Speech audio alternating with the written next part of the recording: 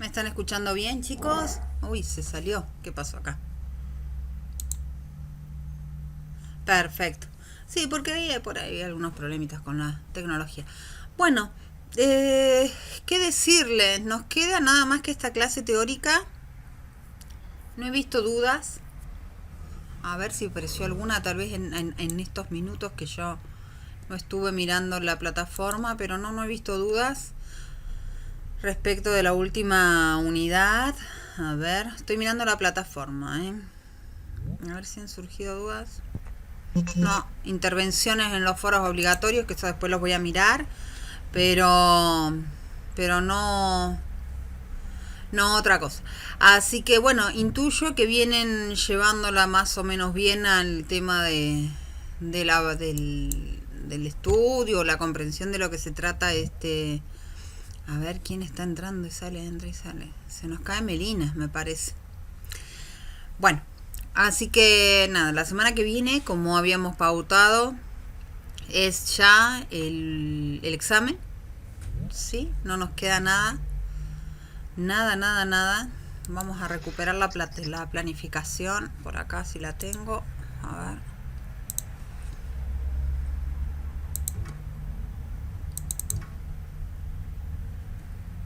Planificación de día miércoles.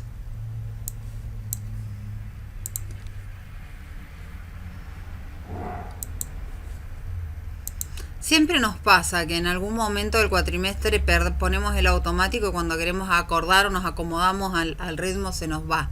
Pero este cuatrimestre ha sido, no hace falta que se los diga, más que especial. Bueno, para ir haciendo un repaso y de paso vamos esperando que vayan llegando. Hola Cande, bienvenida, bienvenidos a los que se han ido sumando. A ver quién está, Tomás. Gracias por avisar. Tomás, que el otro día y avisarle también a Victoria. Es importante esto que le vayan avisando también a la organización, cómo va funcionando el sistema. La semana pasada se hizo un intento a ver cómo funcionaba incorporar el sistema de videollamadas a la plataforma y no resultó. Así que muy probablemente haya sido esa la razón por la cual se quedaron muchos sin poder acceder. El lunes ya fue caótico. No, se trabó todo. Pero bueno, creo que también eso ha sido el motivo por el cual desistieron y hoy nos encontramos acá. Voy a compartirles mientras seguimos esperando que lleguen algunos de sus compañeros a la clase, ¿sí? La planificación para cierre ya, porque como les venía diciendo a los que están desde el comienzo, esta es la última clase teórica y después ya no nos queda nada más que ponernos las pilas para terminar el cuatrimestre lo mejor posible, ¿sí? Y avanzar después hacia lo que es el final. Veamos. Nosotros vamos a tener, esta es la clase que estamos transitando hoy, es la última, la que tiene que ver con el Management 2.0. Esta mirada administrativa está vinculada directamente con lo que son las organizaciones virtuales o las nuevas tipos de organización que rompe con lo tradicional, todo lo que hemos visto de Fayol y de Taylor principalmente, entran en crisis cuando empezamos a ver los nuevos sistemas organizativos, ¿sí? O hacia dónde apuntan los sistemas organizativos. Como vemos, la semana que viene vamos a tener el examen. Del examen todavía no lo tengo armado. Va a ser, supongo yo, del mismo tenor que fue el examen anterior. Supongo que va a ir por ese lado. Y estén atentos porque también se abre el periodo de recuperación de los foros y de los trabajos prácticos. Voy a repetir esto que ya lo veníamos charlando, pero me parece importante porque siempre pasa que alguien se olvida de esta situación. La nota de los trabajos prácticos, que es la que se va a promediar después con los exámenes, surge del promedio de todos los trabajos prácticos. ¿Sí? Recuperación de trabajos prácticos es por si alguno no lo llegó a hacer. Bueno, y excepcionalmente aquel que le fue mal lo puede recuperar. Eso va a ser así. Pero aquellos que hayan tenido, yo me voy a fijar, no es que todos los van a poder hacer, no es que todos van a poder ingresar a hacer el examen, el trabajo práctico, sino que yo me voy a fijar. Aquellos que o lo tienen desaprobado o no lo hicieron, son aquellos que van a quedar habilitados para poder entrar a hacer el trabajo práctico, ¿sí? Y es como un recuperatorio específico cuando van a recuperar un examen. Bueno, acá pasa exactamente lo mismo. Y los foros son obligatorios y son para todos obligatorios. Y acá es el tema. Muchos piensan que como el foro no lleva nota, no se considera. Pero para regularizar la materia está escrito en la pauta de trabajo desde el principio de año que la participación es obligatoria. Así que si por ahí ustedes tienen buen vínculo con alguno de sus compañeros o tienen ahí un WhatsApp, avísenles a todos que aquellos que no hayan participado en todos los foros pierden la regularidad. No importa que tengan 10 en todos los trabajos y no importa que tengan 10 en todos los exámenes. La regularidad depende de la participación en el foro obligatorio. Eso está pautado desde el comienzo, ¿sí? Por eso se los habilite, porque venían un poco accidentados con el manejo, los tiempos y demás. La virtualidad nos exige otro tipo de compromiso que no es el de tener que ir a un aula. A veces este hecho de tener que dejar de hacer cosas para movernos nos ordena el cerebro, pero cuando estamos en casa y tenemos, pareciera, un tiempo libre extra que surge justamente de no tener que trasladarnos, nos perdemos, nos relajamos y cuando queremos acordar nos pasó la fecha. Entonces, entre el 10 y el 17 van a estar habilitados los trabajos prácticos, que como ya les dije, son para aquellos que no han realizado los trabajos o los desaprobaron, y los foros obligatorios, que también van a participar aquellos, o van a estar habilitados aquellos que no hayan tenido alguna participación en el foro. Presten ustedes atención si tienen todas las participaciones hechas y si si han podido ingresar, digamos, si han hecho todos los trabajos prácticos. Ustedes saben si lo hicieron o no lo hicieron y si quedó el registro o no quedó el registro. Así que revisen, repasen, no se cuelguen con eso. No me gustaría que a este grupo y a ninguno, por supuesto, le pase lo que generalmente en todos los cuatrimestres hay uno que a último momento y habiendo pasado todas las posibilidades viene y dice: no, profe, que el foro, bueno, lo siento. Para eso está también habilitado esta instancia de recuperación que no estaba antes, ¿sí? Así que por favor, esto transmítanselo a sus compañeros por si hay alguno que viene bien, entregando bien los trabajos y viene bien entregando los exámenes, que no le pase que por pensar que después va a poder maniobrar con el tema de los foros, después tengamos que ir a un libre, ¿sí? La regularidad. Bien, entonces, el 10 es el examen, el 17 es la devolución. En realidad, la cuestión de la devolución estaba pautada en función de una instancia presencial. Tal como viene la cosa, no creo que todavía y antes de cerrar el cuatrimestre nosotros tengamos esa instancia presencial, lo veo difícil. Pero bueno, de todos modos, ustedes la devolución la van a tener de manera directa en la medida que yo vaya corrigiendo los exámenes. Así que la realidad es que el 17 va a ser un encuentro para aquellos que quieran aclarar dudas o que quieran ir pensando en cómo preparar el final. Hoy, 3 de junio, no sé en qué circunstancias nos va a encontrar las fechas de julio para lo que son los finales. Así que no los vamos a hablar hoy, lo vamos a hablar dentro de 14 días, quizás ya con un panorama un poco más claro. El 24 va a ser el recuperatorio. ¿Quiénes recuperan? Recuperan aquellos que no aprobaron el primer examen, ¿sí?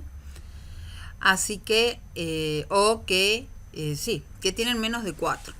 En realidad es eso, que tienen menos de 4. Los que tienen de 4 en adelante están en condiciones de aprobar. Ahora, recuperen aquellos que tengan un solo examen por recuperar, no los que tienen los dos por recuperar, ¿sí? Si les fue mal en el primero y les va mal en el segundo, también pierden la oportunidad para regularizar la materia. Hasta acá llego con este dato porque es un dato de mucha información. Más adelante hablaremos de cómo puede llegar a ser la instancia de final, ya con una mirada más clara de cómo se va a desarrollar esta situación, y también ya con las cartas sobre las mesas sabremos con quiénes vamos a seguir la instancia de recuperación o no. Bueno, volvamos acá, vamos a vernos un cachitín antes de arrancar con los contenidos teóricos. ¿Alguna duda de lo que les acabo de decir, de lo que venimos viendo, chicos? ¿Algo para aclarar?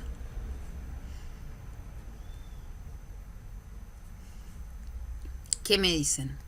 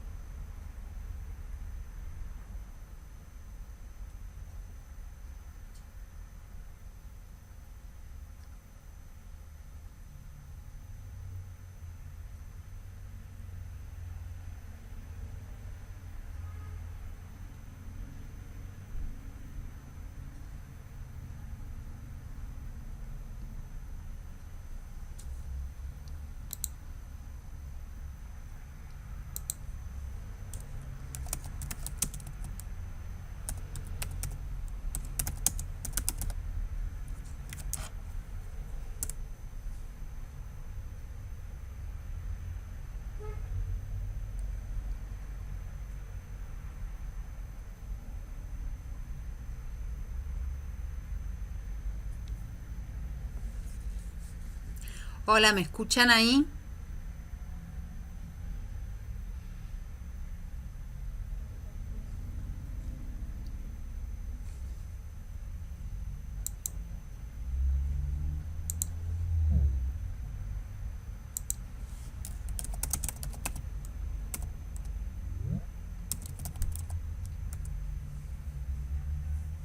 ¿Me escuchan?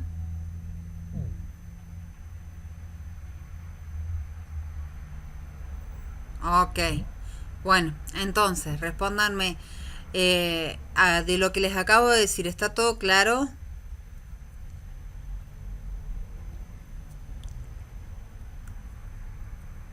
Bien.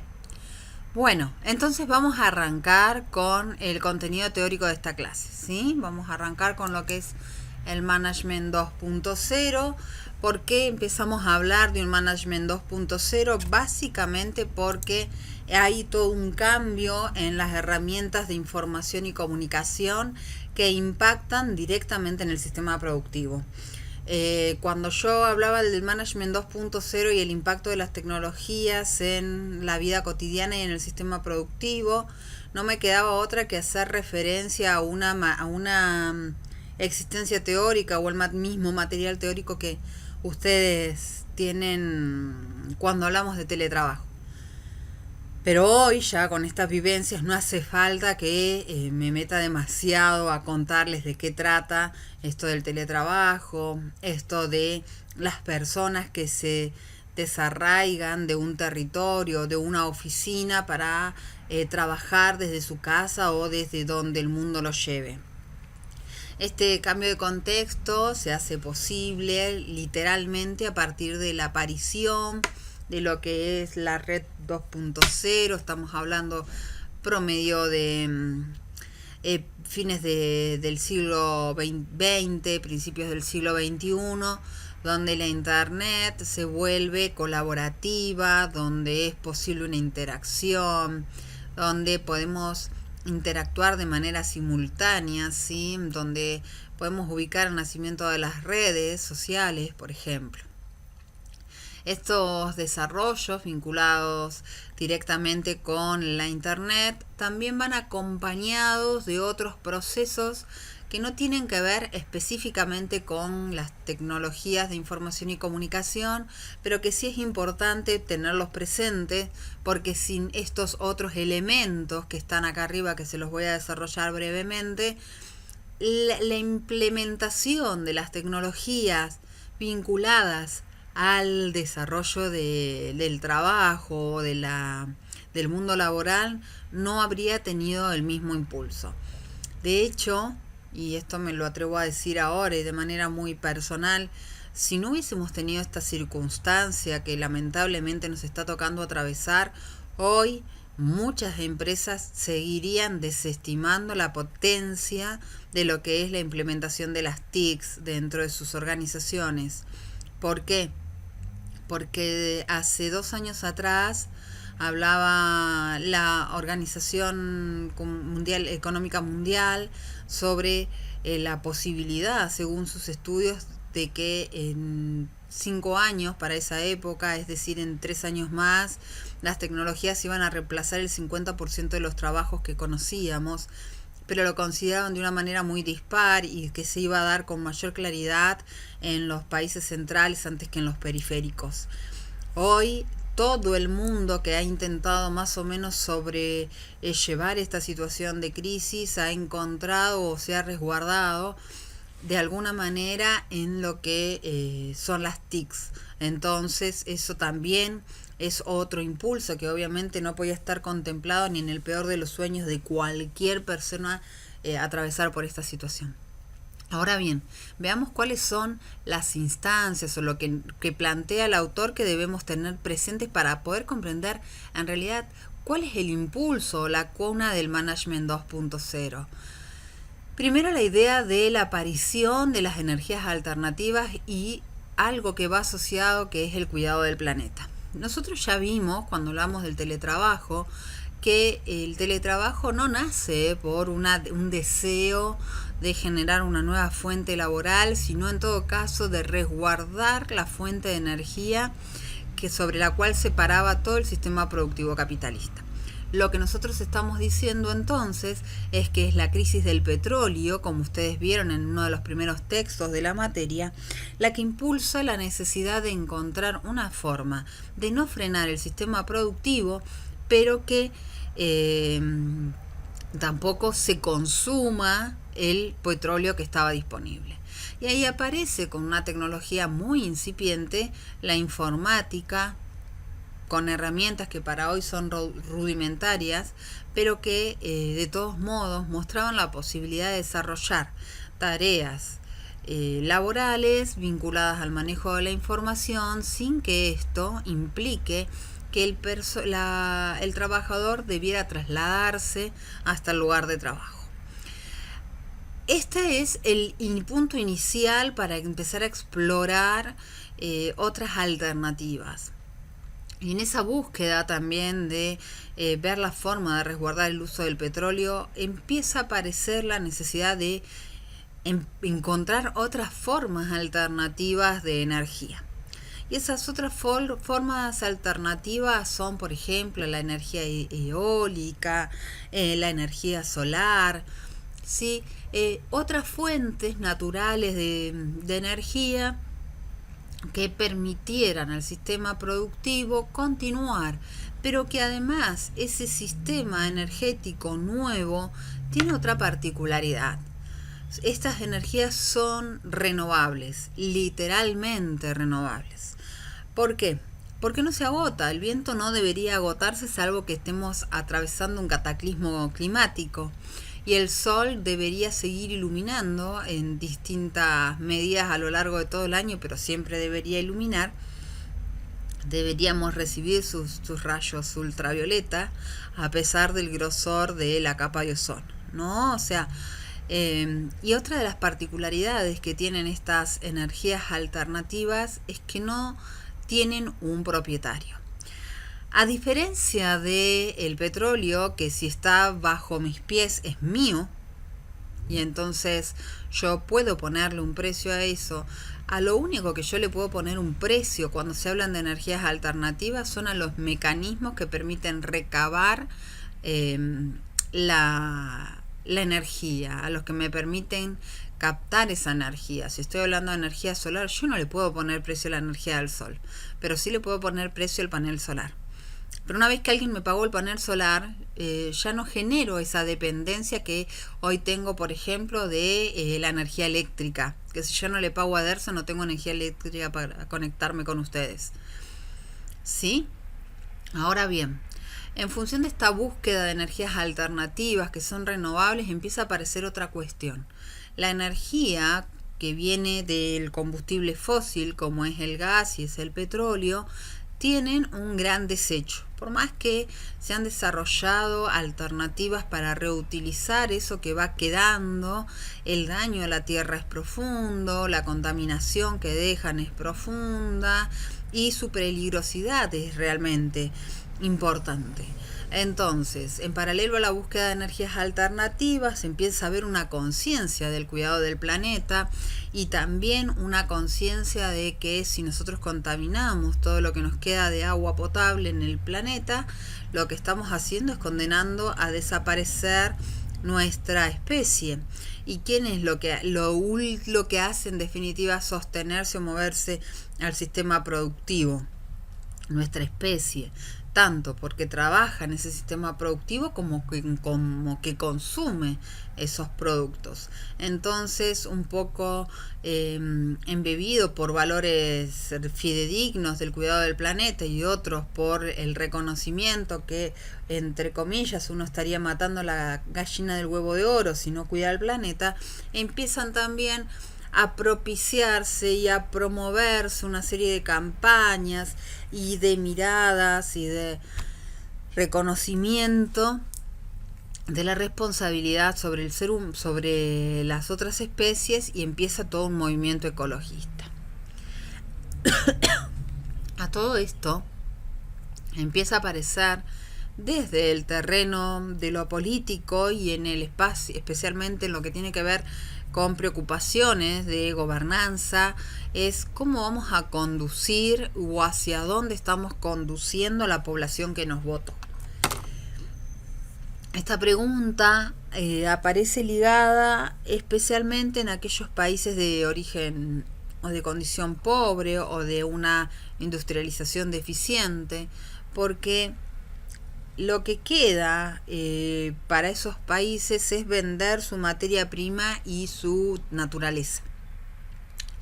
Entonces empieza a plantearse que, por ejemplo, la deforestación no es algo gratuito, es dinero para hoy y hambre para mañana, es la condena a la especie humana. No nos olvidemos que antes del COVID, el año pasado, hubo un incendio forestal devastador en Amazonas, y la preocupación era cuánto impacto iba a tener ese incendio sobre esos árboles en la cantidad de oxígeno disponible de la tierra. ¿Sí? No estamos hablando de que se quemó un árbol nada más.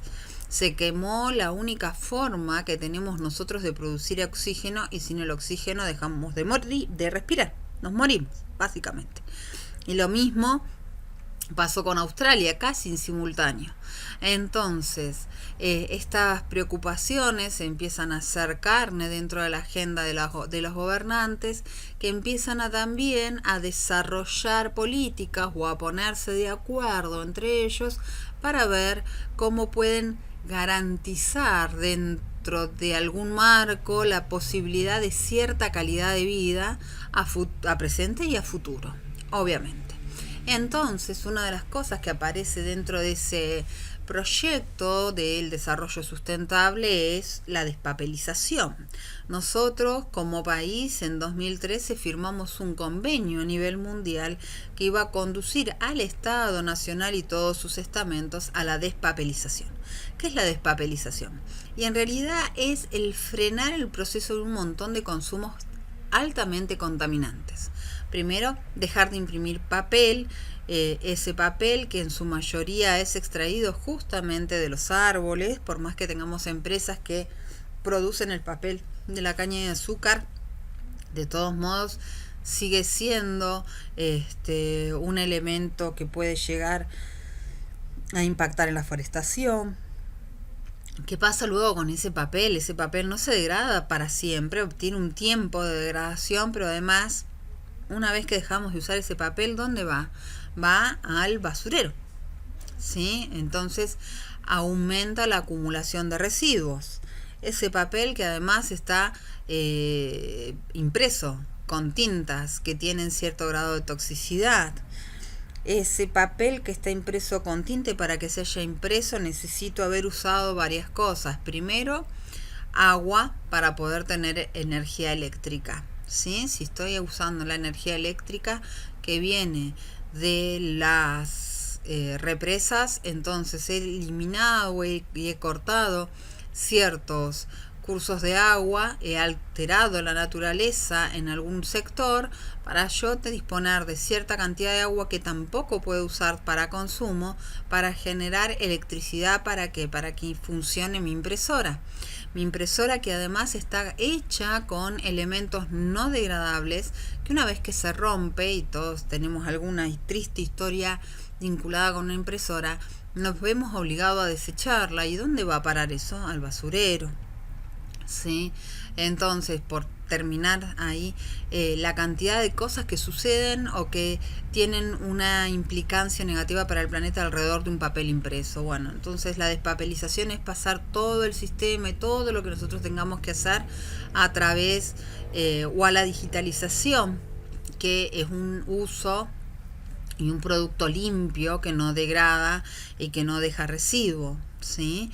Por eso, por ejemplo, se reemplazaron rápidamente los papeles de permisos por apps que vos mostrás, te dan un código, permiso de circulación, y pasás, y no está en ningún lado, está en tu celular. Bien. Y después hay otro proceso que no es de menor importancia, yo diría que en todo caso es algo a lo que debemos estar atentos, es la globalización. No es un elemento... Hola, Diana, me encantó eso de Diana Díaz presente. Bienvenida. Sí, está rara la internet, está cansada, me parece. Bueno, continúo con la clase, gracias, Diana. Bien, la globalización. La globalización no es una novedad ya para ustedes, ¿sí? Por ahí la idea de globalización era una novedad para mí, que vengo de la década del 70 y que en los 90 empezamos a poder comprender este fenómeno económico que se da a nivel mundial, que tiene que ver con la explosión del sistema productivo vinculadas a las TIC, que permiten varias cosas. Primero, disminuir la cantidad de mano de obra necesaria para hacer funcionar una empresa, pero además, al alivianar esa situación de costo, también permite que el sistema productivo pueda vagar por el mundo buscando lugares donde encuentre que mano de obra más barata o condiciones fiscales más agradables, más tentadoras.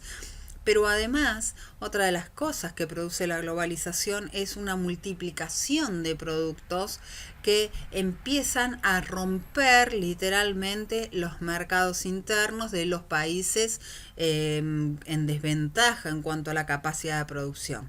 La globalización, atado a un proceso político que es el del neoliberalismo, va también a modificar el sistema de vinculación que tenían los países, y va, por decirlo de alguna manera, a romper identidades locales, y va a empezar a ponernos a todos en una misma línea o en un mismo nivel de consumo.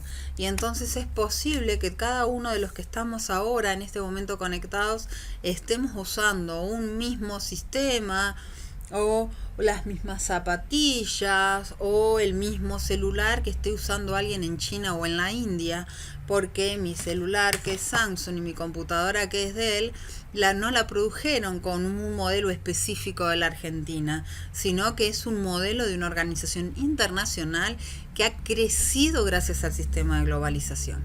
Entonces, todo este impacto de esta conjunción de sistemas que vemos acá terminan generando un entorno social, histórico a nivel mundial que es mucho más complejo, que tiene muchas más elementos que se van entrelazando y que tienen una particularidad, es dinámico.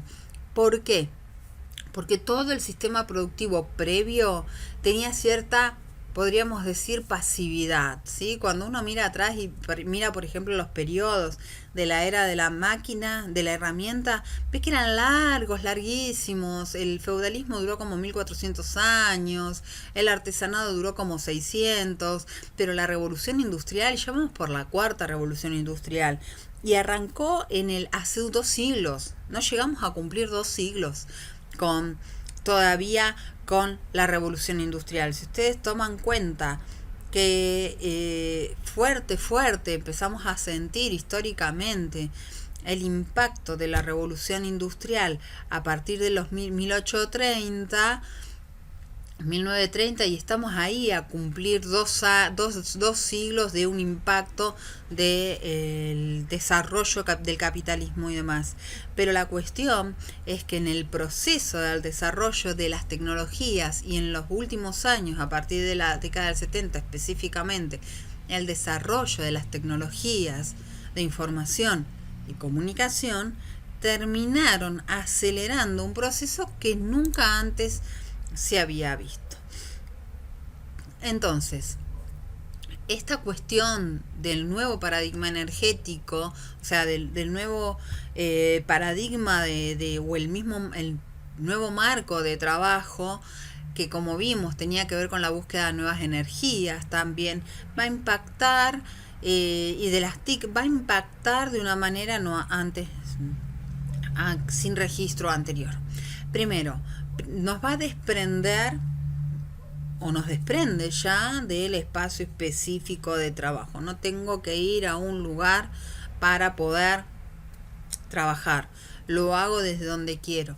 Pero además empieza a aparecer otra cosa. Como les decía yo antes, yo no le puedo poner un límite ni un precio a la energía solar, porque el sol calienta donde esté. Ahora, lo que sí yo puedo hacer es ponerle un precio a ese panel solar, que en principio todos los sistemas de energía limpia requieren un costo, tienen un costo elevado. ¿Por qué tienen ese costo elevado? Porque nunca más te vuelven a comprar.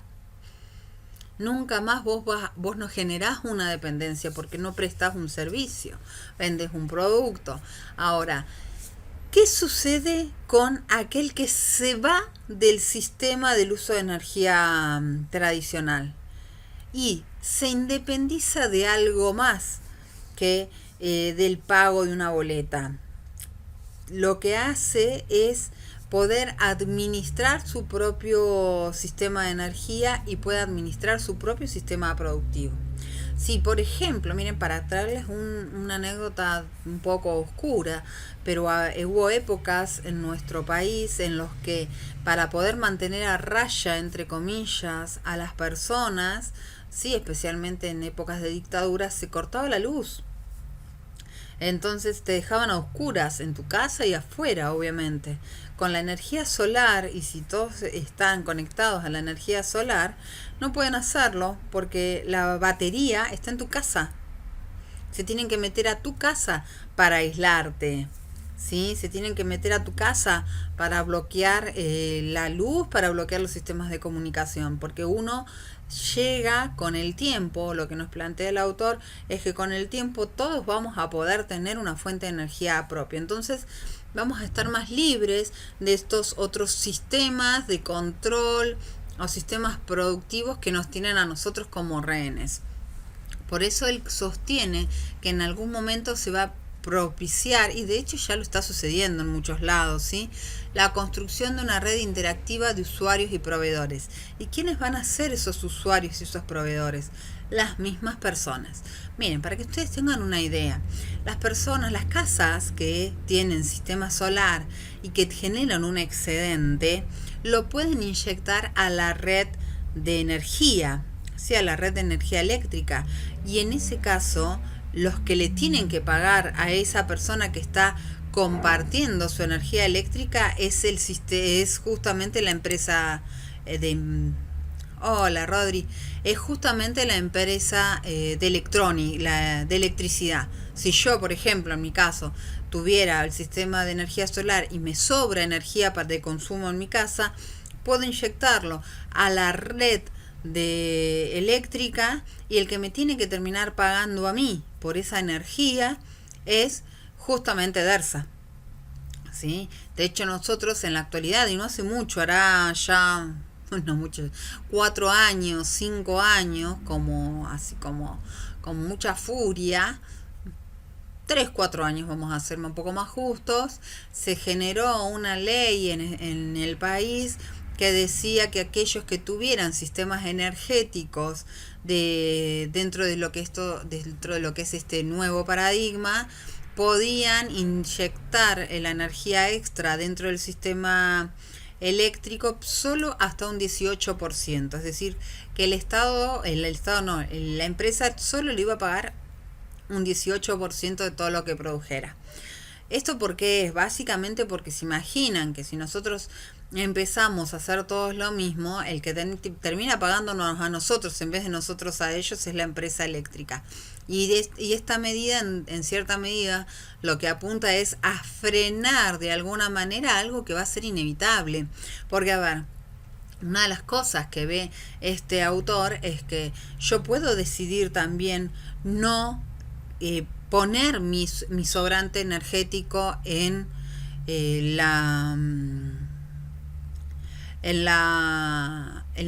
red eléctrica. Yo puedo decidir eso, tengo toda la libertad de elegir eso, pero también puedo agarrar y decidir que comparto con mi vecino esa energía.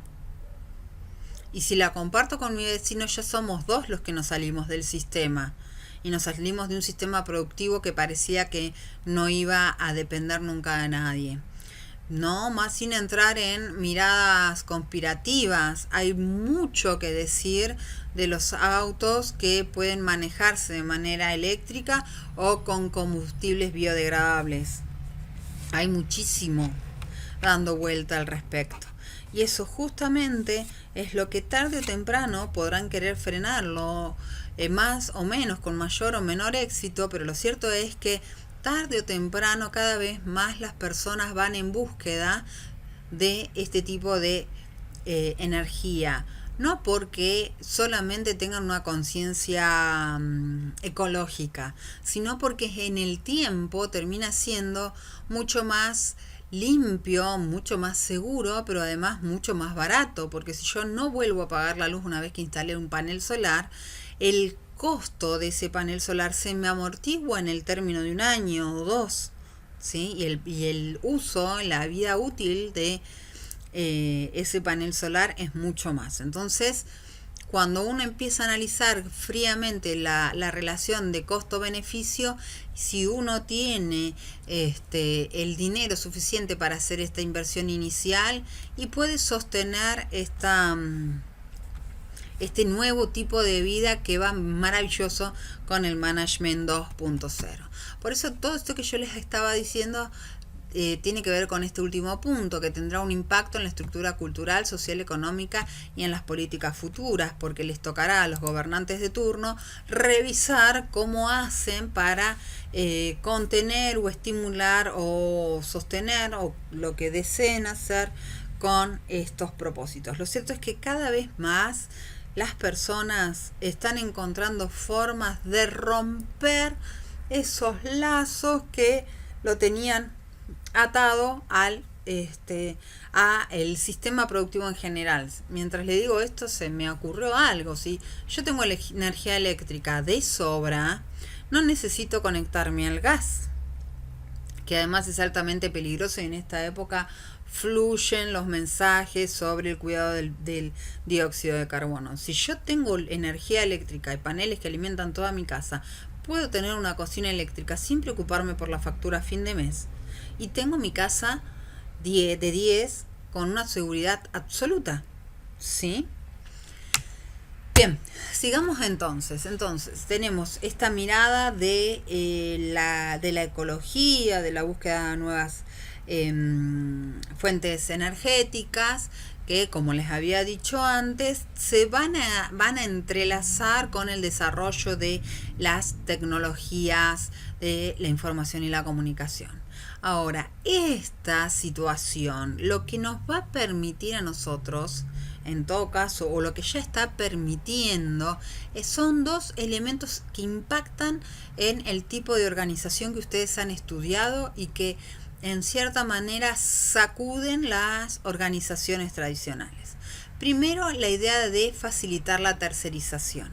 Cada vez más las organizaciones van a tender a contratar personas capacitadas o expertos que no dependan directamente, no van a ser empleados en dependencia, van a ser lo que hoy nosotros conocemos como monotributistas. Muchos ya están trabajando en esa condición, en la cual es interesante porque yo al monotributista es en realidad alguien que yo me presta un servicio. Entonces yo no me hago cargo primero de los costos sociales, ¿sí? Es decir, no tengo que hacerme cargo de la obra social, no tengo que pagar lo que se llama costo patronal. Y por otro lado, como no es una persona que va escalando dentro de mi empresa, a eso se refiere esto, reduce el costo de la jerarquización. Esas empresas que tenían gerente del gerente del gerente del gerente del gerentito, y debajo de ese gerentito había el director del director del director, cadenas extremadamente largas de puestos que podían fácilmente emular una cadena de ADN, ¿sí? Eso, cada puesto que está sobre otro tiene que tener, además de una diferenciación en cuanto a la posibilidad de toma de decisiones, una diferencia sustancial en cuanto a sueldo a pagar. Si yo tengo esa cadena de sueldo de jerarquías en mi organización, cuanto más larga es, más cara es. Pero si yo lo que hago es contratar el servicio, y entonces negocio el valor de ese servicio con el que me lo presta, yo ya no tengo la obligación de diferenciar la jerarquía a través del sueldo también. Entonces, ¿qué pasa con esas cadenas extremadamente largas de puestos? Se achica, se rompe, me queda más chatita. Entonces me quedo con las personas que son esenciales para el funcionamiento general de mi empresa, pero no abundo en mano de obra que me aumentan los costos de funcionamiento de la organización. Esa es una realidad. Entonces, lo que va a suceder es que cuando esto se termine de generalizar, vamos a encontrarnos con otra forma de producción económica o de crecimiento económico que va a estar más vinculado, como dice acá, a la relación y que a la posesión. ¿Por qué a la relación más que a la posesión? Primero porque la relación, esto de tener una buena agenda, con quién ir a buscar, de ampliar a quién ir a buscar, de mantener los contactos, de ir y poder golpear una puerta o estar en la mira de otros y que esos otros te observen y te puedan generar ofertas, hace que uno pueda mejorar mucho su calidad de vida e incluso mejorar mucho sus ingresos. Es incluso mucho más rápido que estar dentro de una organización años y años y años esperando que alguien reconozca tu talento y te dé un ascenso. Generalmente el ascenso llega cuando ya no hay nadie más a quien nombrar y no queda otra. Es muy difícil dentro de las organizaciones, más cuando son tan verticales y tradicionales, ver que alguien puede escalar mucho. Y si escala o crece rápido es porque ha puesto en funcionamiento su capacidad de relación y se puede hacer ver por fuera de la escala jerárquica. Ahora, no va a tener que ver con la posesión. ¿Con la posesión de qué? Con la posesión del cargo, ¿sí? ¿Por qué? yo ya no voy a necesitar tener una jerarquía dentro de una organización para poder negociar un buen sueldo. Porque de hecho, si yo me convierto en un buen profesional, no es la empresa la que me va a poner el sueldo a mí cuando me contrate como monotributista. Me sentaré yo a decirle, bueno, si vos querés que yo trabaje para vos, entonces valgo tanto. Y en eso es otra de en esa situación es donde empezamos a encontrar otra forma nueva, ¿sí? O novedosa de relacionarnos o de avanzar dentro del sistema del management 2.0. Esta situación obviamente obliga y corre al que es el administrador tradicional a empezar a ver qué hace, porque el administrador tradicional, si vamos a tomar a Fayol o vamos a tomar a Taylor, siempre está en condiciones de poder, siempre está en condiciones de marcar el condicionamiento en cual el trabajador se va a mover.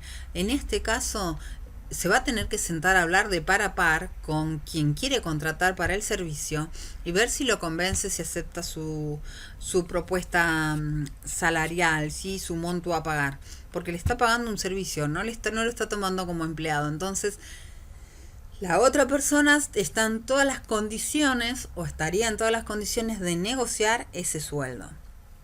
Pierde el control, va perdiendo mucho control el administrador en este nuevo marco del management 2.0 y tiene que empezar a modificar la cabeza.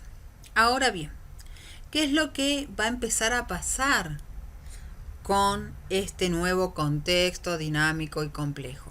Va a aparecer algo que el autor decidió llamar nuevo socialismo y que enfatiza mucho, que no tiene que ver con el concepto de socialismo político que sostiene que hay una especie de socialización de la propiedad privada.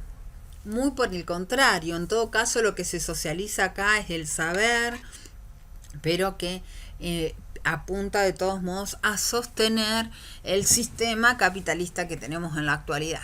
Puede ser que en un futuro cambie hacia otro lado, pero lo cierto es que las personas dentro de este nuevo contexto empiezan a relacionarse en un nosotros somos más inteligentes que yo. Es una frase muy bonita, pero que además merece cierto análisis. ¿Por qué? Porque en esta perspectiva que se abre en estos nuevos contextos de complejidad y dinamismo, empieza a ser evidente que la interacción entre los miembros de una sociedad, de una comunidad e incluso dentro de una organización X es mucho más potente que la de señalar a aquella persona que va a ser el referente o el mandatario o ese líder de capa y espada que va a conducirnos. Es tan compleja, es tan profunda, es tan impredecible en muchos casos hacia dónde dispara este sistema productivo nuevo basado en las tecnologías de la información y la comunicación, que solamente muchas cabezas muy inteligentes, trabajando en consonancia, dispuestas a compartir, a trabajar verdaderamente en equipo, pueden darle a las organizaciones esa respuesta o esa salida necesaria para sostenerse en el tiempo. Es por eso que nosotros somos más inteligentes que yo es muy valioso, porque en la mirada anterior el yo era el que lo tenía todo, era ese administrador superior de una cultura amplia que decía Fayol. Acá este yo es solamente una parte de un todo donde cada uno aporta lo que tiene y lo mejor que tiene. El límite, en todo caso, de esta propuesta o de este nuevo escenario va a ser el determinismo tecnológico. ¿Qué es determinismo tecnológico? Lo que nos pasa a nosotros con la videollamada.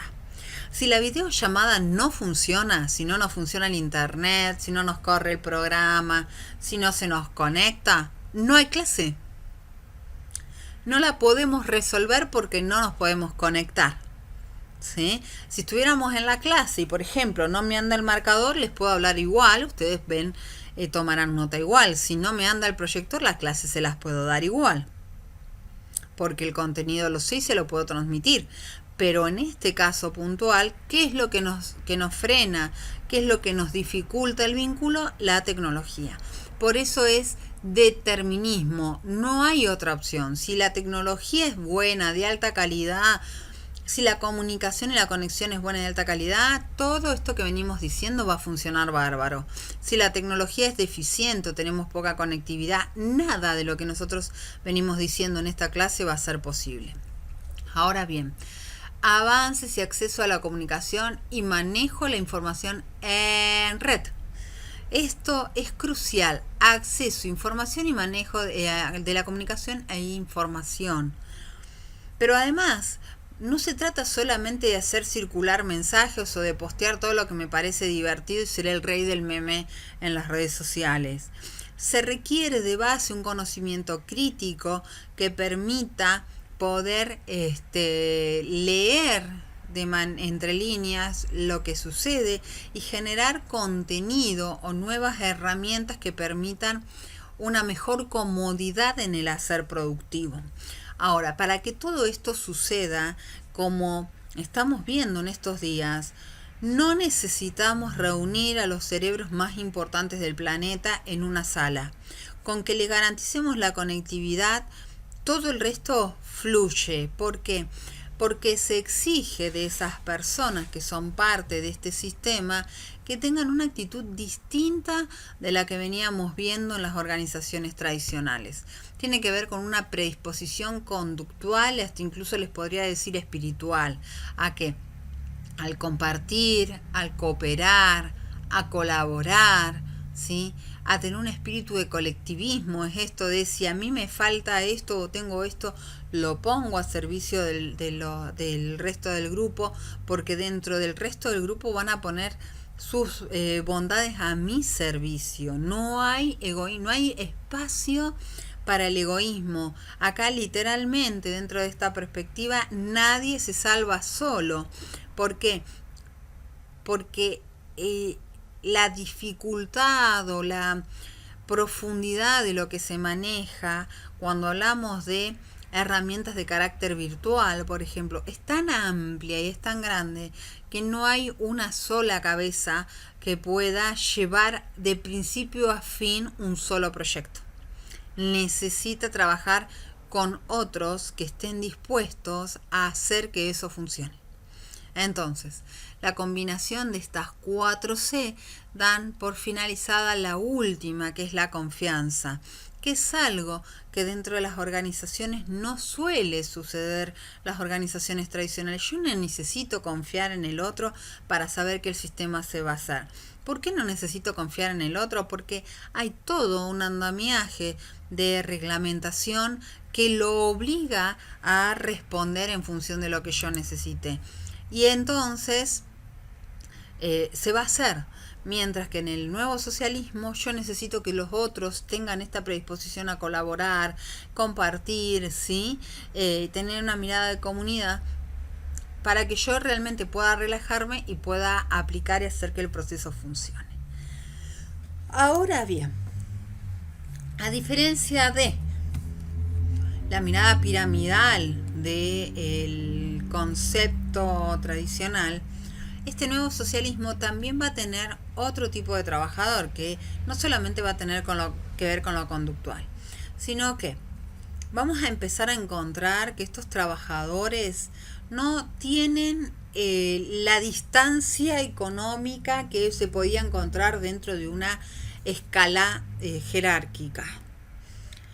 Todos van a percibir algo respecto de lo que se produce, porque en realidad llegan también como socios a esa producción, ponen al servicio su conocimiento y demás, pero lo hacen en virtud también de recibir una porción, y esa porción se reparte de maneras equitativas o según se haya acordado, pero se reparte. No es que yo voy a ganar más ni porque estoy encima de otro, ¿sí? Ahora bien, ¿qué cosas sí van a empezar a pasar? El trabajador va a tener estatus. Ese estatus va a ser también lo que le va a permitir cotizarse en bolsa, entre comillas, va a ser lo que le va a permitir sentarse a charlar con quien lo quiere contratar y decirle, sí, pero vos me estás contratando a mí, no estás contratando a Juan Pérez, ¿sí? Su conocimiento, sus desarrollos, va a ser lo que el entorno lo mire como referente. Esto va a impactar también en la reputación, obviamente. Si la persona cumple con las 4C que vimos antes, genera confianza y además es creativo, es alguien que va a tener las puertas abiertas donde vaya. Placer, eso es interesante, ¿sí? Que se introduzca la idea de placer dentro de las organizaciones o dentro del trabajo. Porque en general, la persona que desarrolla este tipo de actividades vinculadas a lo que es el management 2.0 o el desarrollo informático es alguien que lo hace literalmente porque le gusta. Es algo tan complejo y que requiere tanta capacidad intelectual y tanto tiempo y tanta paciencia que no todos tienen la personalidad para poder desarrollar este tipo de tareas. Obviamente, al estar vinculado el placer aparece la satisfacción, el crédito, esto de poder presentar credenciales, de poder decir, mira, yo tengo este respaldo, está vinculado con todo lo anterior. La influencia surge de todo lo anterior. ¿Qué es la influencia? Si Steve Jobs decía que se podía saltar y muchos iban a intentar saltar porque él se lo había dicho. Y con el tiempo también va a ir acumulando experiencia. Cuanto más experimentado es la persona vinculada a este nuevo sistema productivo, más referido es, más observado es. Obviamente tiene que tener dentro de su experiencia una serie de éxitos, entre comillas, que hagan que las personas confíen en lo que están diciendo. Bien. Entonces, vamos a avanzar con cuáles son las bases del Management 2.0. Ustedes cuando vayan al texto van a encontrar, incluso en el Power que habrán descargado, encontrarán una serie de postulados del Management 2.0 que hoy no los vamos a detallar porque en realidad estaban ahí en ese Power para que ustedes lo puedan visibilizar, pero la idea es que los tengan presentes, no que se los aprendan al dedillo, pero que sí puedan entender cuál es el abanico de opciones o de miradas, que son muchas, que tiene el Management 2.0. Un management que al agregarle el 2.0 estamos hablando específicamente de organizaciones de carácter virtual. Entonces, ¿cuáles son las bases que me ofrece a mí el Management 2.0? Estabilidad, permanente estabilidad. No porque yo tengo un trabajo de ahora y para siempre, sino porque al trabajar en red siempre voy a tener la posibilidad de sostenerme de alguna manera en el trabajo. Termino un proyecto y empiezo otro, pero generalmente voy a poder hacer eso cuando tejique relaciones.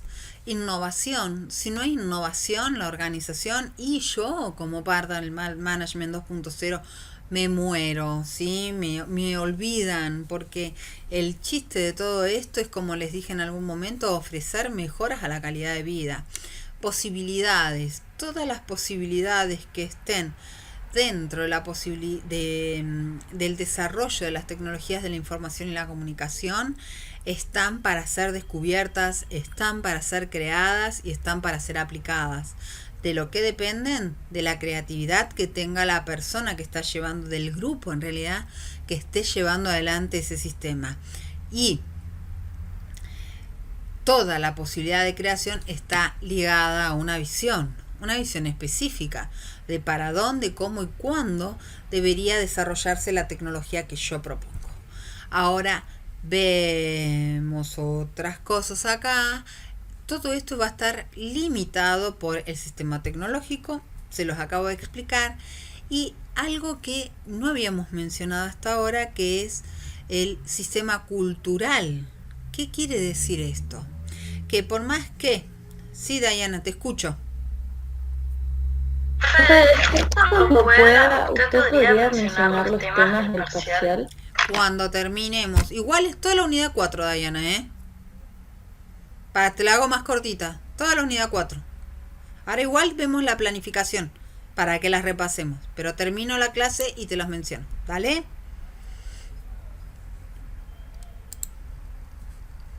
Bien. Sigamos. Gracias. Dale. Bien. Entonces, ¿por qué empieza a pesar acá el sistema cultural? Porque obviamente todo esto que está acá va a depender del tipo de relaciones y el tipo de valores que esos grupos vayan construyendo entre sí. No es lo mismo trabajar para Google que trabajar para Mozilla. Google es un sistema cerrado y es una empresa privada. Mozilla es el resultado de una interacción de un grupo de personas que se reúnen para trabajar en cierta medida desde el altruismo y trabajan a código abierto. Es decir, que cualquier persona que quiera saber cómo funciona el sistema o que intente o quiera sumar una modificación, lo puede hacer. ¿Sí?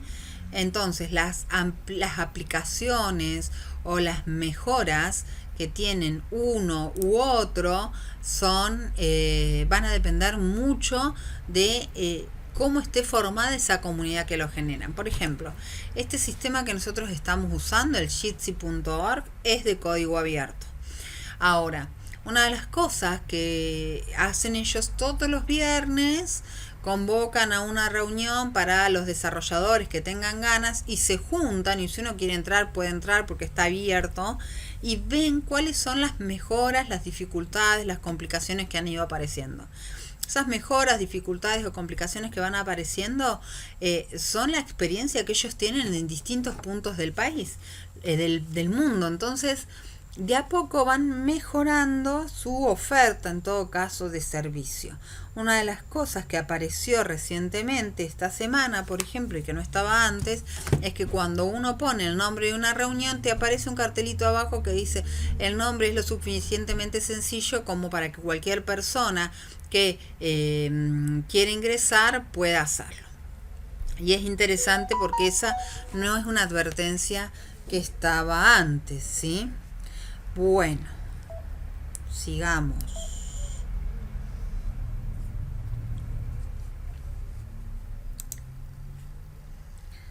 Vamos a entrar entonces, y ya como para ir cerrando un poco la exposición, vamos a trabajar en esta instancia con la comparación entre lo que es la organización tradicional, que es lo que ustedes venían viendo en la unidad 2 y 3, y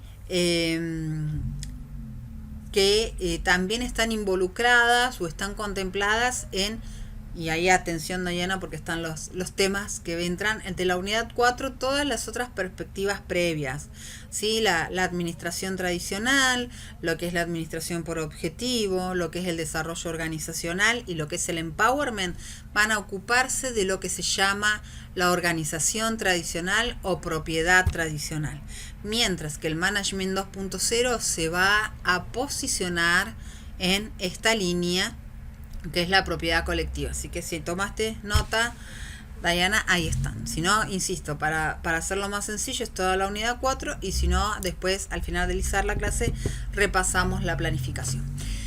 Bien, ¿cuáles son las comparativas entonces o las grandes diferencias que hay entre una organización tradicional y una organización colectiva? Primero el concepto. ¿Por qué propiedad tradicional? Porque acá hay un dueño específico, ¿sí? Que tiene una serie de empleados y todo lo que producen es para él. Mientras que dentro de lo que es la mirada del Management 2.0 se reconoce como necesaria la participación de los otros, y hay un concepto de cooperativismo que hace que todos tengan una injerencia, potestad o posibilidad de opinar y decidir sobre los productos. Luego, los sistemas de gobernanza ¿sí? O en realidad de organización. Acá nosotros vamos a tener una organización jerárquica de las tradicionales, las que pudimos representar en esos organigramas piramidales, mientras que acá la gobernancia es colectiva. ¿Y por qué es colectiva? Porque en la medida que se van produciendo los productos o desarrollando los productos, dependerá de la capacidad, de la comprensión o del conocimiento que tenga cada uno, el aporte que puede hacer. Entonces, en una instancia, algunos tendrán más capacidad de desarrollo que otros, hasta un punto, y en ese otro punto deberán dejarle la toma de decisiones a otros. Permite establecer contratos individuales e identificar a los miembros menos productivos. Esto es porque yo los tengo todos juntos, porque puedo observar cómo están produciendo, porque puedo comparar su producción en función de unidades que van generando.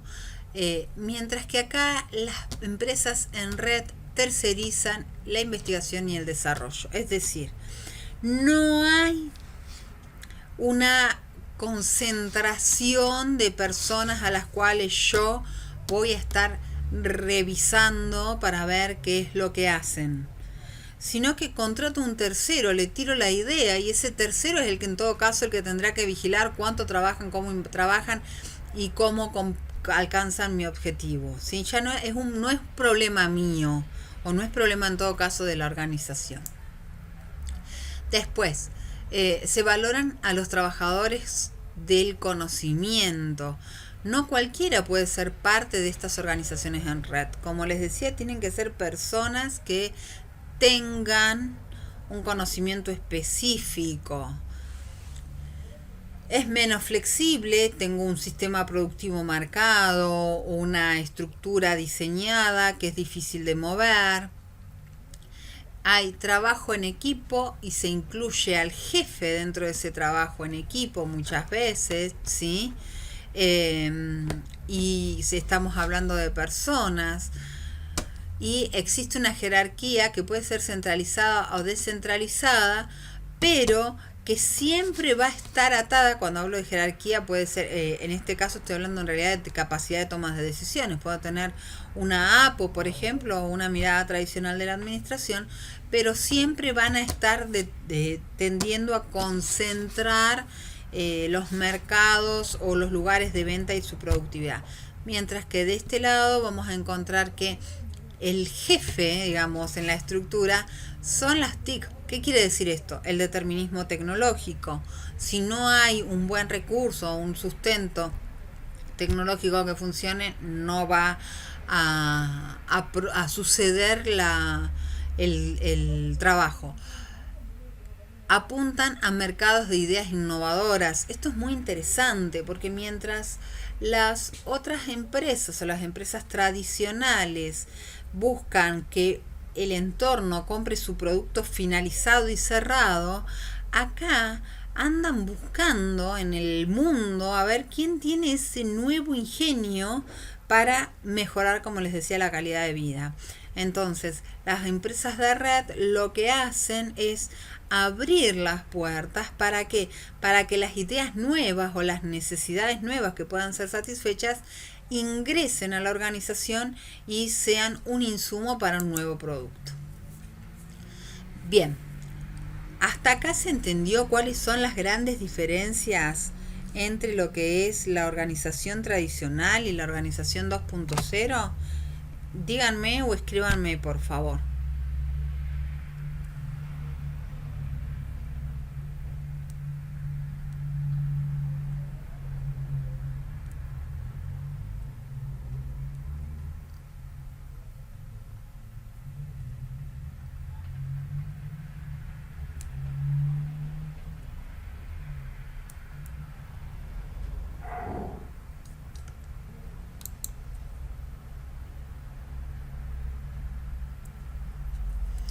Bien, Diana, gracias por responderme.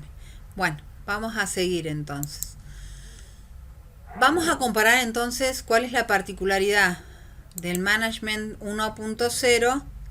Ah, Mariano, bienvenido. Genial. Ahora voy a explicar eso. justamente ahora me voy a meter a explicar cuál es la idea de los Management 2.0 y el Management 1.0. ¿Sí? Bien. Cuando empiezo a pensar en management, estoy pensando puntualmente en lo que es administración, ¿sí? ¿Qué significa el management? Justamente la administración. O, sí, el proceso de administración aplicado.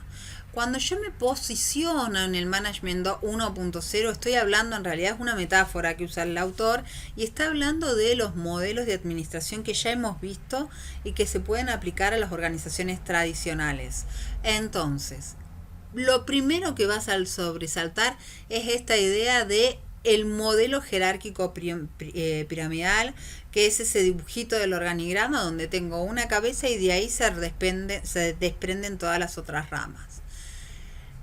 Dentro de ese proceso, para que yo pueda ir ganando, en todo caso, dentro de la organización, poder y responsabilidad, tengo que ir subiendo por esas ramas, y cuanto más arriba estoy dentro de esa escala, más poderoso soy, y como les decía antes, probablemente más dinero que el resto gane. Ahora bien, cuando esta jerarquía, ¿sí?, se amplía, se agregan boxes en la base de la pirámide. Esto es lo que me preguntaba Diana. En realidad estos boxes son las cajas, los raviolitos. ¿Vieron cuando nosotros tenemos el organigrama que vamos, que es lo que yo les decía al comienzo? Hay organizaciones que han crecido tanto en su estructura piramidal que es interminable. Para abajo tienen raviol tras raviol tras raviol, o en todo caso cajita tras cajita tras cajita de puesto de puesto de puesto. Tenemos el gerente del gerente del gerente, del gerentito, del director, del director, del director, y así hasta que llegamos al supervisor. De la nada, pero supervisor al fin. Esas estructuras se hacen carísimas, ¿sí? Y sí, Diana, ¿qué querías hablar? O sea, serían como puestos los boxes, como los puestos de trabajo. Claro, exactamente, a eso habla. Lo que pasa es que usa la palabra boxes, pero en realidad lo que está queriendo decir es cuadrados, ¿sí? Está queriendo decir del raviol, del vínculo, pero sí, vas agregando puestos. Cuanto más compleja se te hace la organización, más puestos de control, ¿sí?, necesitas tener. Entonces, cuando yo amplío mi organización y hay un grupo que se va de mi edificio y empieza a trabajar en otro lado, tengo que nombrar a alguien en mi nombre para que se encargue de controlar lo que ello sucede. Entonces, el control se va ampliando a través de esos puestos, y los límites a la expansión del control llevan a necesitar más puestos, que es lo que te acabo de decir. Si yo tengo todo dentro de un edificio, puedo encargarme con 3 o 4 personas de que me lo controlen. Pero cuando mi producción o mi empresa se amplía y se va a otro lado, muchas veces tengo que incluso hasta duplicar el sistema administrativo. Es decir, si yo dentro de un edificio tenía una sola administrativa, si abro otro edificio voy a necesitar 2 administrativas, la mía y la del otro edificio. En el control dentro de este edificio, último lo hacía yo, necesito nombrar a otro que se haga cargo del control del otro edificio. Eso hace, en todo caso, que se empiece a hacer cada vez más costoso el mantenimiento de la estructura del control, no más de lo que sucede dentro de la organización. Bien, gente encerrada en el ámbito de su box a pesar de lo que la organización necesita. Esto es importante. ¿Qué nos quiere decir acá el autor? En la medida que cada vez más se amplía la organización, es posible encontrar personas que se agarran del puesto. No sé cuántos de ustedes han trabajado en organizaciones o tienen experiencia laboral, pero hay personas que pareciera que estuvieran como abotonadas a su puesto, están abrazadas, atrincheradas en ese puesto, hacen todo por no moverse de ahí y no interactúan con el resto. Y para que las organizaciones, ya hemos visto, funcionen o en todo caso se perpetúen en el tiempo, es necesario que haya una interacción entre los miembros. Muchas veces esa interacción está interrumpida. ¿Por qué? Porque las personas tienen miedo, o aunque les aumente la demanda, la responsabilidad, o a que quede en evidencia que lo que están efectuando, desarrollando, no es lo que la organización está requiriendo en ese momento. Entonces se quiebra, o en todo caso se vuelve más burocrático y más lento el funcionamiento de esa organización. Después, promoción a menos y menos boxes superiores, que termina resultando en una poco saludable competencia. ¿Qué quiere decir esto? Cuanto más grande es la organización y cuantos más puestos tengo yo encima mío hasta llegar a la cabeza, más difícil es que yo pueda escalar dentro de esa organización o que pueda cambiar mi estado jerárquico e incluso mi dinero. Y cuando las organizaciones tienen muchísimos puestos jerárquicos uno encima del otro, vieron que hay una expresión que dice hay más caciques que indios, por eso la organización no funciona. ¿Eso qué quiere decir? Que hay muchas cabezas con capacidad de toma de decisión, pero como no se pueden poner de acuerdo, la organización no avanza. Bueno, muchas veces a las organizaciones les pasa eso. Y también pasa que cuando tienen tantos puestos jerárquicos, la diferencia monetaria muchas veces no justifica ni siquiera que me tome la molestia en querer ascender. Por lo tanto, se termina desalentando a la persona. Las personas que tienen cierta ambición, cierta creatividad, ¿qué van a hacer? Van a salir a buscar otro lugar o otra empresa donde realmente puedan desarrollarse. Consecuentemente, ¿qué le pasa a mi organización? Se quedan con esas personas con una personalidad chata que me sirven perfecto para reproducir el sistema organizacional, pero que de ninguna manera me alientan a mí o me dan a mí la oportunidad de que la organización crezca. Por otro lado, como es tan difícil y está tan apiñado el sistema organizativo, aquellos que tienen ganas de crecer necesitan sí o sí empezar a hacer lo que se dice en criollo, ¿sí? Serrucharle el piso a los otros. ¿Por qué? Porque son tantos que para poder hacerse visibles frente a la cabeza, tienen que hacer que el otro quede mal. Y eso termina generando muchas veces en las organizaciones climas muy nocivos, muy tóxicos. La gente se empieza enfermando. Y cuando queremos acordar, también nos quedó en nuestra organización no solo a personas que no tienen interés en crecer o en modificar nada de su vida, sino que me ha quedado lo peorcito de la especie humana, es decir, esas personas que están dispuestos a hacer todo por un puesto, pero que eso no me garantiza que ese hacer todo sea hacerlo mejor, lo más productivo. Muchas veces son personas de carácter muy huraño, malas, negativas, que terminan intoxicando a la organización y la llevan al borde de la muerte. ¿Sí? Bien, del otro lado, del lado del management 2.0, acá, insisto, nos estamos ubicando en las organizaciones en red, en las organizaciones que trabajan con la información. Vamos a encontrar algo que ya veníamos viendo, que es la idea de la comunidad de crecimiento. Acá no hay un solo producto del cual yo me voy a apropiar o una estructura piramidal por la cual yo voy a escalar. Acá voy a crecer en comunidad. Voy a poder ampliar mis conocimientos gracias a la posibilidad de interactuar con otros, en un espacio donde voy a escuchar a los demás, voy a aprender de los demás y los demás van a aprender de mí.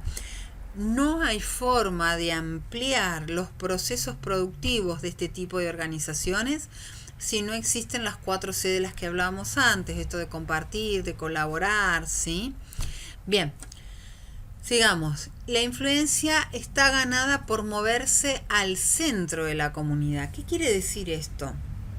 Cuando ustedes piensen en el Management 2.0, piensen en una rueda, en un círculo, en el que están todos en el mismo nivel, vinculados por la tecnología. Ahora, hay procesos en los que hacen que algunos, como les decía recién, tengan mayor capacidad de respuesta.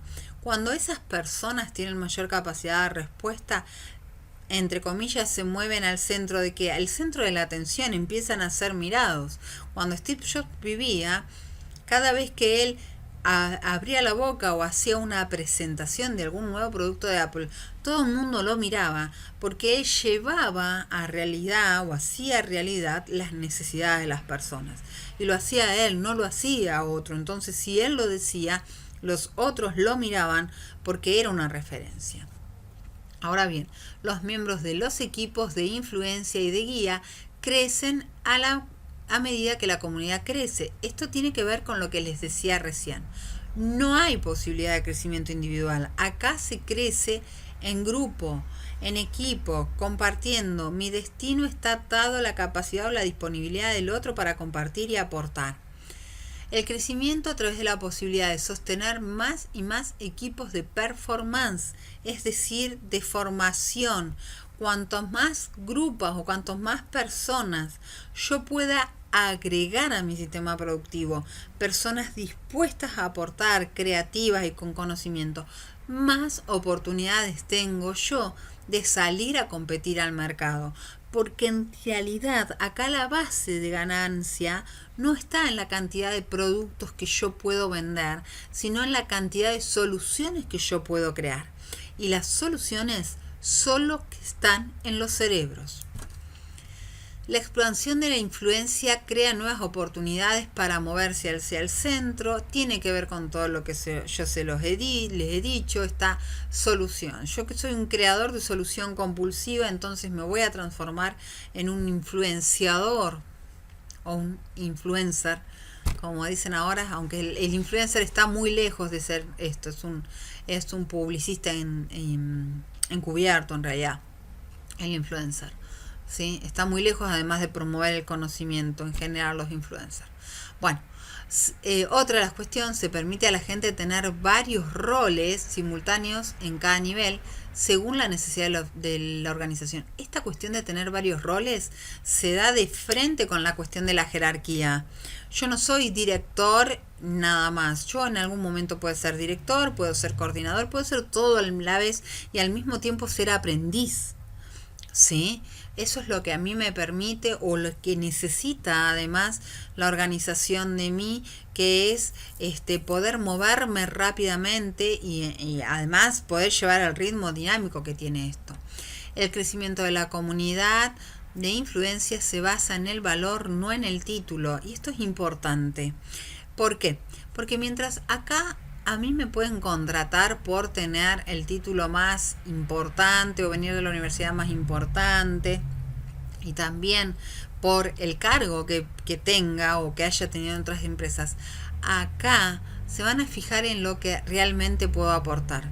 Entonces, por ahí sorprende que algunas personas que son grandes desarrolladores, que tienen grandes cerebros, no provengan específicamente de grandes universidades y que muchos de ellos nacieron o dieron primero sus primeros pasos como autodidactas y después sí se formaron dentro del ámbito científico, por supuesto que lo hicieron, pero que su origen dista mucho del título grande y pomposo que puede ofrecer una universidad.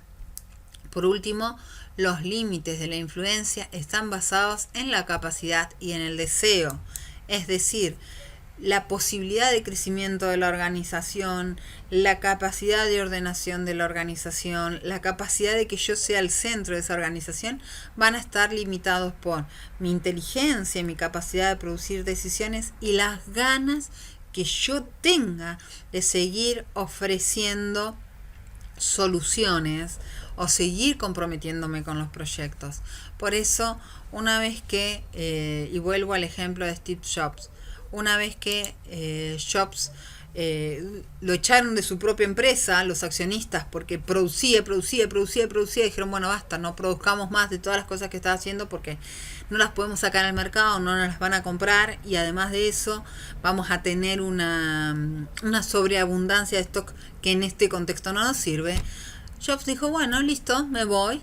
Dejó de producir computadoras y creó un sistema de comunicación nunca antes visto, que es la animación computarizada. Se fue y que creó Pixar y cambió el mundo de los dibujos animados. Así que con esto cerramos todo lo que tiene que ver con lo teórico y vamos a pasar, que se lo debía a Diana, a la planificación, ¿sí? Para que la podamos ver. A ver si se abrió ahí. Ahí se abrió. De todo lo que hemos visto hasta ahora, ¿está claro? Si no leyeron el texto, les recomiendo que lo lean con paciencia y me escriban. Van a encontrar ahí algunas cosas que pueden resultar un tanto confusas, así que me escriben. Les agradecería que me copien el párrafo y la pregunta después, así yo sé por dónde están, dónde es que están medio como trabados para la comprensión, si es que llega a suceder, obviamente. Bueno, vamos con lo que me pedía Diana. A ver.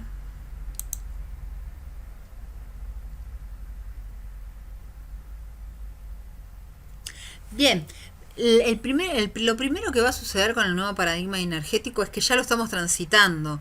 ¿Se acuerdan ustedes? Acá les pido que revisen la unidad 1 cuando hablábamos del teletrabajo. ¿Qué es lo que impulsa el teletrabajo? La necesidad de no usar el petróleo disponible, ¿sí? A eso se va a sumar con el tiempo el reconocimiento que el combustible fósil, que es el petróleo y el gas, generan una gran cantidad de contaminación que puede perjudicarnos a nosotros como especie a la larga. Entonces ahí empiezan a buscarse varias alternativas. Primero, alternativas que hoy sí que nosotros conocemos como energía renovable, como es la energía solar, como es la eólica, ¿sí? Como es la de otros combustibles como el helio, por ejemplo, que lo que hacen es poner en movimiento las máquinas, es lo que se busca, pero sin dejar un rastro, un residuo, algo que nos contamine. Eso permite dos cosas. Primero, abaratar los costos de producción. Segundo, garantizar que la producción siempre va a estar permanente. Y un tercer factor, el que tiene que ver con la ecología, obviamente un mundo limpio, pero un cuarto, y ahora sí, un cuarto y último factor no contemplado, que es la posibilidad de que nosotros con el tiempo nos terminemos independizando de distintos sistemas que hoy, entre comillas, nos tienen de rehén. Si hoy vos no pagás la luz o si vos no pagás internet, vos no tenés el servicio. Básicamente, si no tenés luz, no te podés conectar, se te descargó el celular, no lo vas a poder cargar. ¿Sí? Necesitas tener que pagarle a una empresa de electricidad, Calf en el caso de Neuquén, Edersa en el caso de Río Negro, para poder tener el servicio. Si yo tengo o vos tenés el servicio, el sistema de energía solar y te independizás de ese sistema que te tiene como rehén, al cual vos tenés que pagar como para que te provea el servicio, y te podés volver autónomo en esa cuestión. Pero básicamente lo que promueve la búsqueda del nuevo paradigma energético es esto. Primero, tratar de sostener o encontrar formas de sostener el sistema productivo más allá del combustible fósil, que primero tiene un dueño al que vos tenés que negociarle, que te lo venda y que te lo puede vender al precio que quiere. Ya lo vieron en la década del 70 con la crisis del petróleo. Segundo, se acaba. Hoy ya se sabe que el combustible fósil se acaba, ¿sí? No se murieron suficientes dinosaurios como para que tengamos ad infinitum combustible fósil. Y necesitan sí o sí acceder a una nueva fuente de energía que mantenga el sistema productivo más allá de los límites del combustible fósil. Después se agrega todo lo otro, la mirada ecologista y todo lo que yo te decía, pero la búsqueda de un nuevo sistema productivo, paradigma energético, tiene que ver con eso. Ahora te quedó claro, Melina, ¿quedó ahí? Pone un knock. Genial. Bueno, volvemos entonces a la planificación, ¿quieren? Y con eso cerramos. Avísenle por favor a sus compañeros esto, que es muy importante, el tema de la participación en los foros obligatorios. Si no lo hicieron, cuando se habiliten, que no se olviden, ¿sí? Vamos a compartir la planificación. De paso ya les queda el temario para que lo vayan viendo. ¿Dónde estamos? El primer texto es ¿qué es la administración por objetivos? Esto no lo copien, descárguense la planificación y chusmeenla, la tienen en la plataforma. Bueno, ¿qué es la administración por objetivos? Es la primera, antes de esta estamos. Sí, la administración como ciencia, técnica y arte. Este es el primer texto, es bien sencillito, nos habla de la multiplicidad de disciplinas que necesitamos para poder administrar y también de cierta apertura para poder llevar adelante la administración. ¿Qué es la administración por objetivos? Las A, pues ya habíamos visto que habían dos líneas de pensamiento, una estadounidense basada en la motivación del trabajador, otra más centrada en la conducción jerárquica, que era la inglesa. Después, lo que es la teoría del desarrollo organizacional, que ve a la organización como un todo, que es un buscador de soluciones, que intenta promover el bienestar de los trabajadores. De esta clase en su momento se nos había trabado, no se había podido grabar, había sido una de las tantas que hubo fallas. Yo les subí a ustedes ahora la clase que tuve el lunes en la que abordamos ese Power con ese tema para que lo tengan también y lo puedan revisar, así que si entran a la plataforma es la última clase cargada. Empowerment, que es lo que habíamos visto en la clase anterior, este reconocimiento del poder del trabajador para la toma de decisiones en función de su tarea, la posibilidad de animarlos a hacerse cargo y a comprometerse siempre dentro de ciertas fronteras, de ciertos límites. Y para cerrar, lo que acabamos de ver hoy es el texto de Alderson sobre cuáles son las particularidades del Management 2.0. ¿Sí? Con eso nos despedimos del cuatrimestre, chicos. Ya se nos fue. ¿Alguna duda más? Vamos a poner acá porque no se ve si me escriben por el chat. Entonces sería la clase que viene. El parcial, el último parcial es la clase que viene. Vamos a hacer lo mismo que hicimos con la primera. Nos vamos a volver a conectar. Yo les voy a mostrar el parcial. Sí, vamos a charlar un poco sobre las consignas y van a quedar, ahora me fijo, el del TP5. El TP5 era el de Alderson, ahora lo miro. Sí, vamos a usar la misma modalidad, nos vamos a conectar, les voy a comentar lo del parcial y después van a tener una serie de días para poder responderlo. ¿Sí? Van a ser un poquito menos, así pueden tener la devolución antes de tiempo y podemos usar la clase intermedia para aclarar todas las dudas que haya previa a la clase de recuperatorio. Y también espero ya para esa época tener un poco más claro cómo van a ser el tema de los finales. Si no, bueno, proponerles a ustedes, porque yo ya estuve tomando algunos finales. Igual creo que sería una locura si en general son 20, 30 por mesa. Tomarlas virtualmente sería un problema como veníamos tomándolas. Veremos qué es lo que nos proponen para poder tomarlas. Pero bueno, nada, esperemos que pase el tiempo. Eso solamente lo podrá decir el tiempo cómo vamos a poder proceder.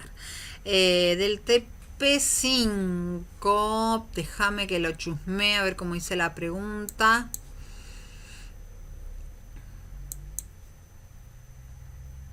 ¿Cuándo cierra este?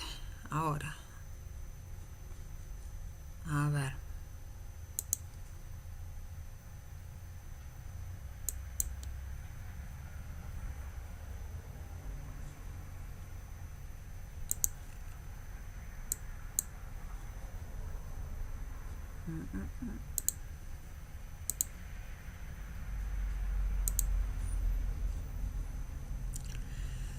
Bueno, a ver, ¿dónde estaba eso?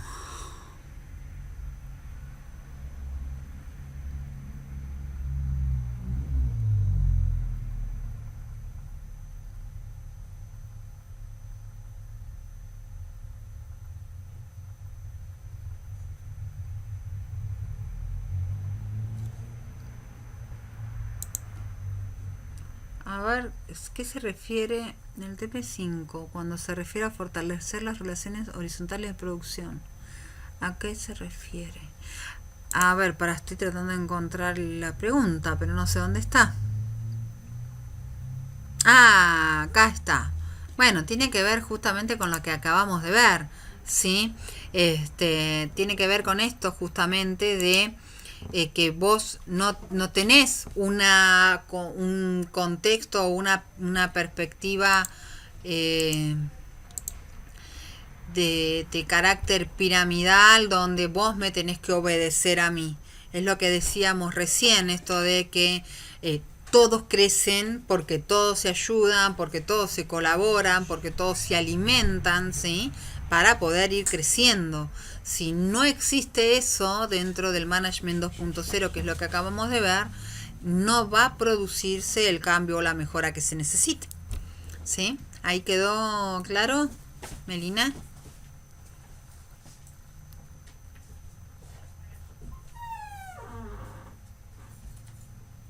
Hola.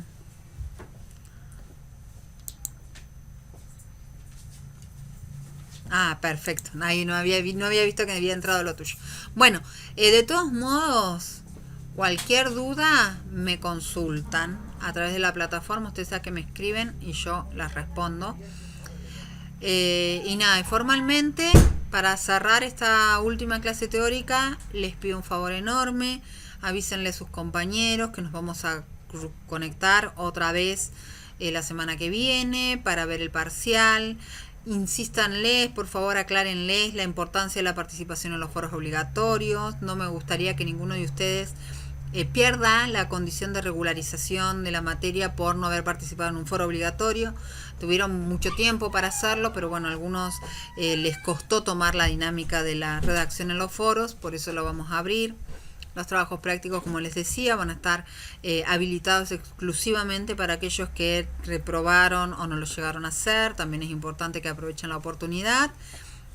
Sáquenle jugo a la plataforma y para cerrar, en el marco de que esta es nuestra última clase teórica, agradecerles enormemente el esfuerzo, porque ha sido un cuatrimestre que, si uno dijera que se preparó para estudiar a distancia, que contrató un servicio para aprender a estudiar a distancia, tenés otra mentalidad, tenés otra predisposición, tenés otra organización. Les ha tocado transitar, y encima para muchos es el primer tránsito dentro de una carrera en una condición absolutamente excepcional, en el que no solamente tuvieron que aprender lo que tenían que aprender en cuanto a contenido teórico específico, sino también el manipular este tipo de herramientas al cual en general uno no está habituado, salvo situaciones muy particulares. Así que les agradezco un montón la predisposición, el compromiso, el haber insistido para estar presentes hasta este momento. Así que bueno, les mando un beso enorme y nos estamos viendo el próximo miércoles ya para transitar el último trecho, ¿sí? Un beso enorme, chicos, nos vemos.